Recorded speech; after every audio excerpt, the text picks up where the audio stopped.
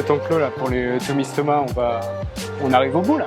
On a refait tout, là, les résines, le sol, tout est refait. Ouais, si on se fait un petit check, normalement il reste quelques bois flottés à mettre là en décoration.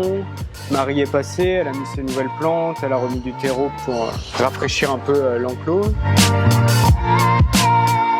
Ils arrivent en décembre là, de Beauval directement. En les ayant vus, c'est vrai que là ils font entre 1,80 m, 2,20 m. Et là on est déjà sur un espace plus grand ici.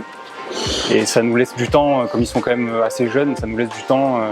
Oui, pour pouvoir anticiper aussi et la création de la suite et d'un enclos encore plus grand.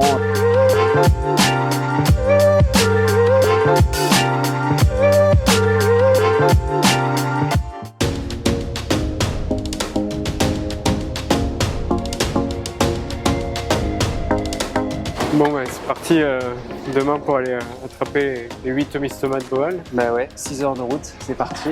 Bon, vous avez tout? On a tout ce qu'il faut. On a tout le matériel. C'est bon. On y va, on a un peu de Allez. chemin à faire.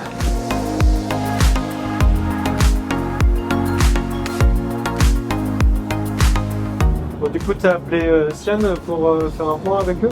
Ouais, on a fait un point, du coup c'est bon, tout est calé, ils viennent demain matin, ils posent les caisses et en fait ils restent avec nous toute la journée, le chauffeur, comme ça dès qu'on a fini de mettre les animaux en caisse, on peut partir direct. Et, Ok, donc j'imagine qu'ils ont prévu un camion chauffé là? ouais, c'est un camion, c'est isolé, c'est chauffé, il y a tout ce qu'il faut, comme ça ils partent direct de la serre chaude dans le camion chaud, il n'y a pas de moment froid, il n'y a pas de souci.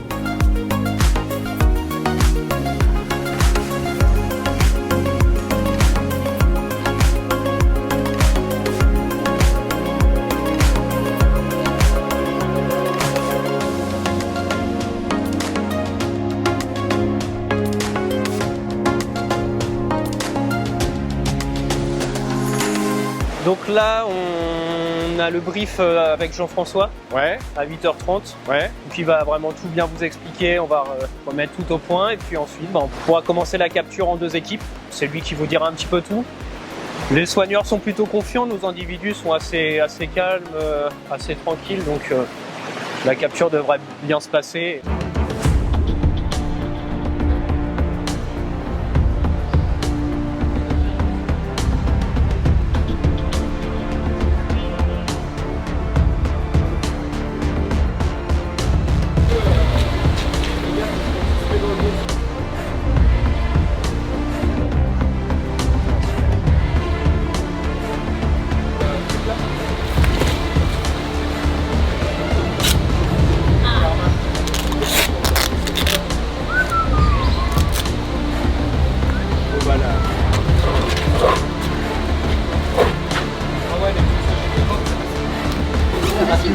Ces Tomistoma, ils viennent d'une ferme d'élevage en Malaisie, qu'on appelle la ferme de Yong, c'est le nom du propriétaire, qui est une ferme d'élevage pour les Tomistoma, pour de la réintroduction ou pour aussi pourvoir au parc zoologique.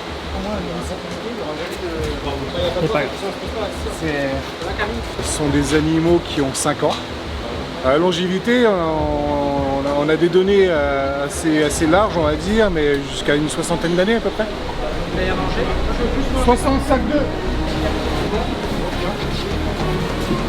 On a pas ça. Ouais, 47. Si t'as 42 qui manque 5, t'as 47. 2,20 m. C'est un crocodilien de la famille des Gavialidés, donc c'est la même famille que les gaviales du Gange qu'on a aussi à la ferme aux crocodiles, et qui sont caractérisés par leur museau très pointu, très en avant, et ça c'est vraiment une adaptation en fait à leur alimentation, puisque ce sont des animaux qui sont piscivores, donc qui se nourrissent principalement de poissons, sachant que le Tomistoma est connu pour manger des petits mammifères, voire des oiseaux, contrairement aux gaviales qui pour le coup ne mangent que du poisson.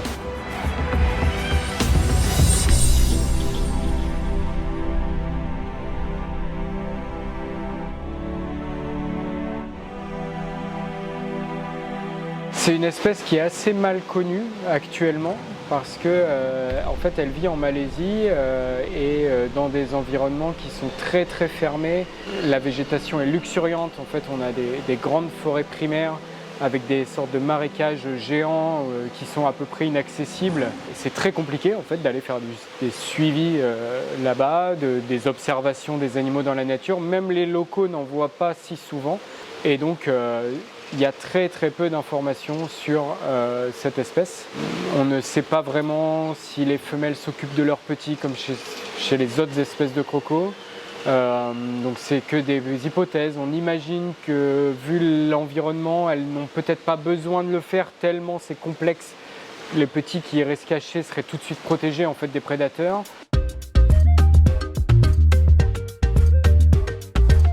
Je suis en train de faire juste des écouvillons de la peau, donc je frotte un petit coton-tige contre la peau de l'animal. Et on va juste, ça va nous servir juste pour un projet de recherche, pour rechercher des champignons qui peuvent être pathogènes chez eux. Ça fait partie des missions des parcs zoologiques. C'est important en fait de profiter, d'avoir l'occasion de manipuler, de faire des prélèvements sur ce type d'animaux pour mieux comprendre les maladies par exemple auxquelles ils sont sensibles. On va également faire une prise de sang à l'animal, même si là c'est des animaux qui vont quitter notre collection, ils vont dans un autre parc. Quelque part ça nous donnera une idée de santé, de l'état de santé des individus qu'on héberge ici. On fait une petite antisepsie au niveau de la peau en fait pour... ça fait juste partie des mesures d'asepsie de base avant de faire un prélèvement sanguin pour éviter de contaminer en fait. Hop.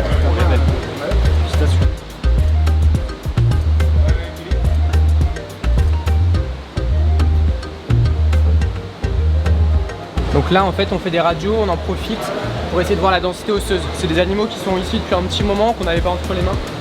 Donc le but c'est de voir à la minéralisation si tout se passe bien, s'il n'y a pas un défaut en calcium ou en vitamine.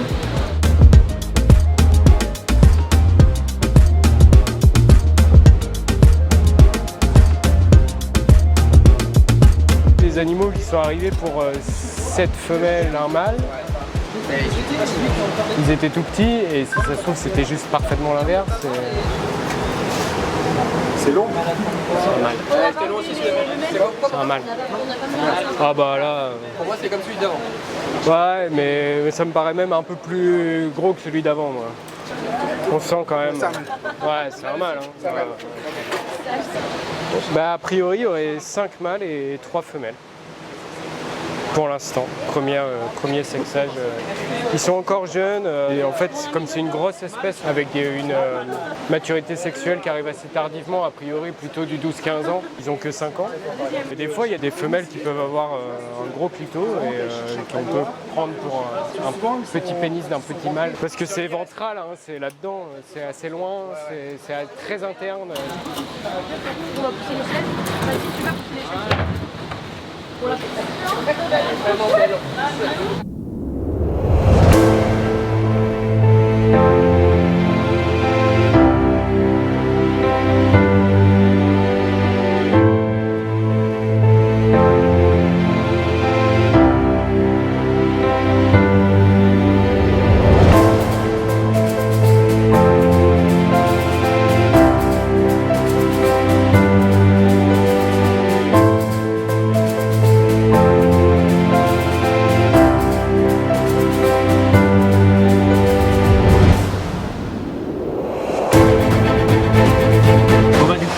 C'est bien passé. Oui, tout s'est super bien passé. Donc là, je t'ai fait la pochette des papiers. Ok. Hop. Je te montre, il y a tout et on a fait un contrat de prêt du coup. Oui. Ensuite, on a les spécimens report, les CIC. Tous les CIC, voilà, tout ce qui est réglementaire. C'est ça. Les déclarations de marquage. Déclaration de marquage. Et IFAP, du coup, vu que c'est un prêt, on va garder la propriété. Donc il n'y a pas besoin de faire un transfert. Vous n'avez rien rajouté, la diète. On a hâte de les mettre dans l'enclos chez nous. Bah ouais, j'imagine, ouais. Vous les déchargez dès ce soir. Oui, on va les décharger et on va... Super. Bah à l'occasion, je passerai les voir. Ouais. Merci beaucoup, bonne route. Merci. À bientôt.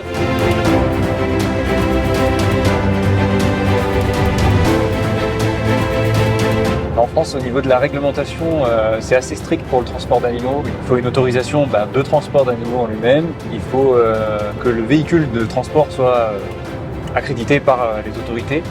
Et dans le cadre là, comme nous c'est le cas, d'animaux qui sont réglementés par la Convention internationale de Washington, il faut aussi une autorisation de l'autorité CITES, donc de la Convention, pour pouvoir pratiquer le transport. Si ces conditions-là ne sont pas réunies, en cas de contrôle, en fait, les animaux peuvent être tout simplement saisis. Comme ça a été le cas récemment à la frontière espagnole, en fait, les douanes ont saisi quelqu'un qui transportait des alligators sans autorisation. Et donc en fait, ces alligators ont atterri chez nous puisqu'on était le seul parc en capacité de les accueillir à ce moment-là.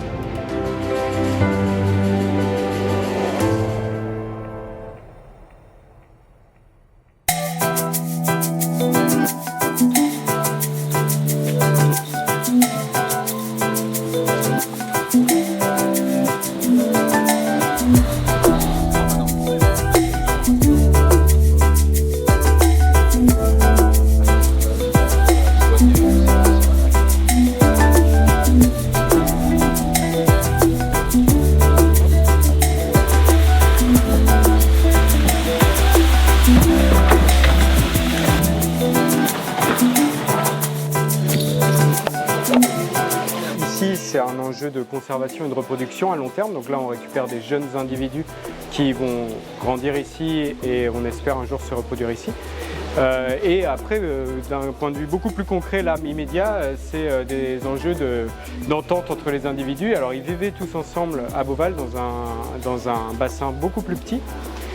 Maintenant, là, en découvrant qu'ils ont plus d'espace, des bassins différents, peut-être que les plus dominants vont commencer à penser territoire, ou au contraire, peut-être les plus petits auront plus d'espace pour venir quand même chercher la nourriture ou autre. Donc, on va devoir bien observer ça pendant les jours qui viennent, et puis surtout essayer de détecter s'il y a de la domination et comment évolue la relation entre ces individus. Ouais. Ils sont assez timides au départ et là pour l'instant ce qu'on a observé c'est que tous ils arrivent dans l'eau, ils se laissent couler au fond et ils bougent plus. Et c'est normal. Et c'est tout à fait normal. Hein. En fait il va falloir que ça se calme, que la luminosité baisse et cette nuit ils vont commencer à sortir, à explorer l'enclos. Voilà. Aïe. Ah c'était beau ça. Parfait. T'as vu le nez, hop là, il a fait ça hyper smooth.